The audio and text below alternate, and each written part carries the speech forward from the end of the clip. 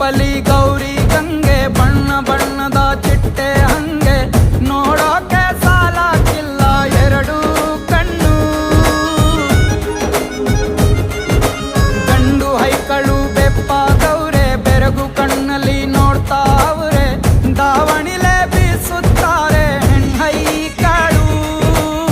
ರೊಟ್ಟಿ ಊಟ ಉಣ್ಣಂಗಿಲ್ಲ, ಹಬ್ಬದೂಟ ತಳ್ಳಂಗಿಲ್ಲ, ನೆಂಟ ಜಗಳ ಆಡಂಗಿಲ್ಲ ನಮ್ಮ ಊರಲ್ಲಿ.